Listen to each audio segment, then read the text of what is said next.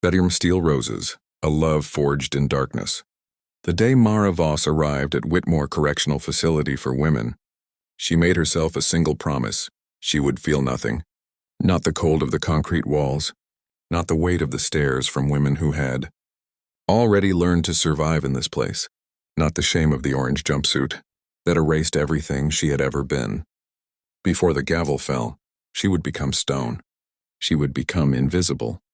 She would serve her 4 years and walk out the other side as someone who had simply paused their life, not someone who had been broken by it. What she did not know, standing in that intake hallway with her belongings stuffed into a clear plastic bag, was that the universe had already placed someone inside those walls who was about to make every single one of her carefully constructed defenses completely, utterly useless. Mara was 31 years old, a former high school art teacher from a small town in Ohio who had made one catastrophic decision on a rainy November night. She had driven her car while grief-drunk after her mother's funeral and clipped another vehicle at an intersection, injuring the other driver badly enough to constitute felony assault with a motor vehicle. She wasn't a violent person. She wasn't even someone who drank regularly. She was simply a daughter who had buried her mother and couldn't figure out how to hold all that pain inside a body that still had to breathe and walk and function. The judge had seen the facts, not the grief. The jury had seen the injury, not the loss. And so Mara arrived at Whitmore with a soul that was already cracked long before the prison gates closed behind her. Her cellmate for the first 6 weeks was a quiet woman named Dolores, who mostly slept and counted days on a small calendar taped above her bunk. Mara didn't mind the silence. She requested work in the prison's small art program, a single room with scarred wooden tables and paint that was always slightly dried out at the caps, and she spent her free hours there alone, drawing faces she tried not to recognize as her mother's. The correctional officer who supervised the art room was largely indifferent, which suited Mara fine. She was building her stone wall brick by brick, and it was working. Until the morning she walked into the art room and found someone already sitting at her table. The woman's name was Cassiel Reyes, and she was unlike anyone Mara had ever encountered in her life outside those walls or within them. Cassiel was 42 years old, Puerto Rican with silver threading through her dark hair that she wore, pulled back with a pencil she had charmed off one of the guards. She had been at Whitmore for 3 years already, serving a 7-year sentence for financial fraud. She had embezzled money from a pharmaceutical corporation to fund a community health clinic in her neighborhood after the company had pulled its services from the area. People in the legal system called it a crime. The people in her neighborhood, 43 of whom had written letters to the judge, called it the reason their children were still alive. The judge had noted the letters. He had sentenced her anyway. Cassiel was drawing a hummingbird the morning Mara walked in, and she did not look up immediately. She was one of those people whose concentration was total and almost sacred, and Mara stood at the doorway for a long moment watching her, feeling something strange and unwelcome stir in her chest, the uncomfortable sensation of being curious about another human being for the first time in months. When Cassiel finally looked up, her eyes were dark brown and direct and completely unafraid, and she simply slid her drawing to one side to make room at the table and said nothing, more than a quiet acknowledgement that the space was shared. That was how it began, not with fireworks, not with drama, with a woman sliding her hummingbird drawing 3 inches to the left to make room for another woman's grief. They worked in silence for days. Then the silence became occasional observations. Cassiel noting that Mara's charcoal technique was self-taught, which she meant as a compliment and which Mara received as one.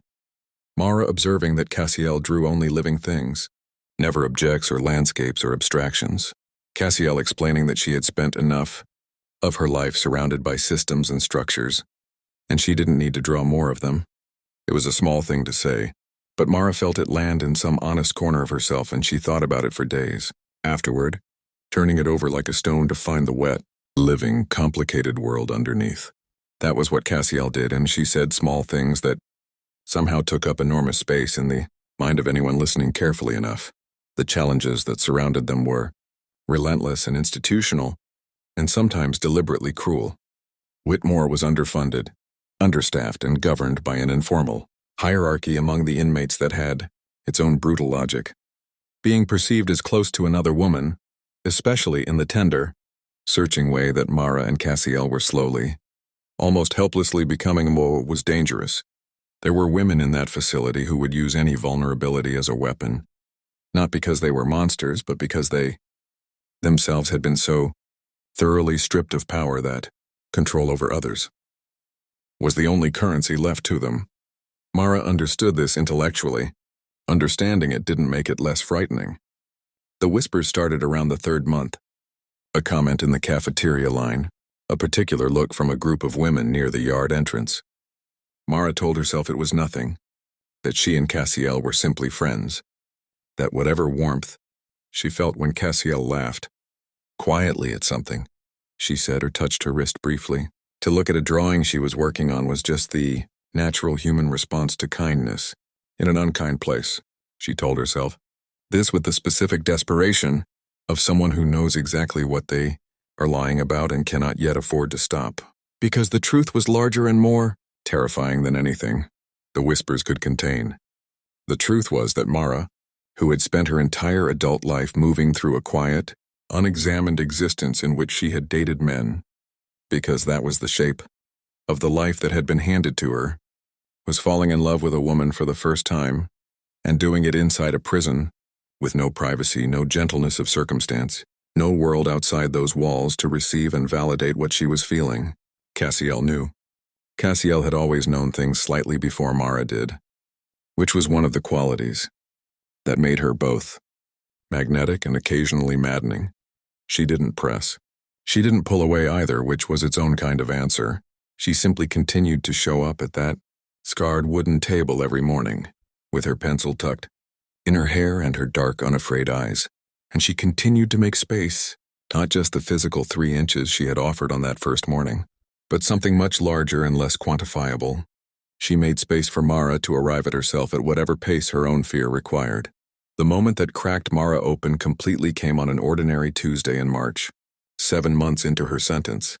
She had received a letter from her brother, informing her that their mother's house had been sold, that the last physical place where her childhood existed in the world was now gone. She read the letter in her cell and she sat very still for a long time. And then she walked to the art room even though it wasn't her scheduled time, and Cassiel was there, as she sometimes was in the afternoons. And Mara sat down across from her and said nothing, because there was nothing to say that would be large enough, and Cassiel looked at her for a long moment, and then she reached across the table and covered Mara's hand with her own and held it. Just held it, with the steady, undemanding pressure of someone who understood that sometimes love is not a feeling you explain but a weight you offer to help carry. They sat like that for a long time. The guard looked in once, looked away, looked in again, and quietly moved on down the hallway. Even the institution, for one rare and grace-filled moment, stepped back. What grew between them was not the frantic, gasping love of people grabbing at each other in the dark. It was slower and more radical than that. It was the love of 2 women who had been reduced to their most essential selves by circumstance and had found, in that reduction, something true and unperformable and impossible to fake. Cassiel taught Mara that her identity had not been waiting for a crisis to reveal itself. It had simply been waiting for a person worth being honest for. Mara taught Cassiel, who had spent 3 years holding herself together through pure disciplined will, that it was survivable to let someone see the places where you were tired. They were not each other's rescuers. They were each other's witnesses, which is a harder and more sustaining thing to be. There were consequences. There were restrictions placed on their shared time in the art room, following a formal complaint from another inmate who framed their friendship in language designed to sound like a rule violation. There was a period of forced separation that lasted 6 brutal weeks, during which Mara understood, for the first time in her life, what it meant to miss a person the way you miss oxygen, not dramatically, not in a way that made for an interesting story, but constantly in the background of every moment, a low-grade deprivation that colored everything gray. She drew Cassiel's hummingbirds during those weeks, over and over until she had filled an entire sketchbook with them. And when they were finally permitted to share the art room again, she pushed the sketchbook across the table without a word, and Cassiel turned the pages slowly, and her face did something complicated and beautiful that Mara would spend the rest of her life being glad she witnessed. If you believe in the power of love to survive the harshest of conditions, if you believe that human connection is not a luxury but a fundamental right that no wall and no sentence and no system can permanently extinguish, please take a moment to like this video and share it with someone who needs to be reminded of that truth today. Stories like this one exist in real corners of the world, in real lives, and the least we can do is let them be seen. By the time Mara's sentence was reduced to 3 years through good behavior and a successful appeal, something inside her had been irrevocably altered, not broken further, as she had feared on that intake hallway, but fundamentally and permanently clarified. She knew who she was now in a way she had never known before. She knew the specific shape of her own courage. She knew that love was not a reward for living a painless life, but a force that moved through difficulty and arrived sometimes exactly where you least expected it and most needed it to be. Cassiel had 2 more years to serve. They wrote letters in the months after Mara's release, long and careful letters full of drawings in the margins, full of hummingbirds and half-finished sentences and plans that were not quite promises but were something honest and forward-looking. Whether those plans became a life together is a question that belongs to them and not to any story. What matters is that 2 women found each other in a place designed to make people feel like nothing, and they looked at each other and saw something worth the whole difficult weight of being human. Before this story ends, drop a word in the comments below. Just one word that describes what love has survived in your own life. Let this space hold it. Some roses grow in the strangest soil. Some of the truest loves are forged not in comfort but in the places where comfort has been stripped entirely away, leaving only what is real.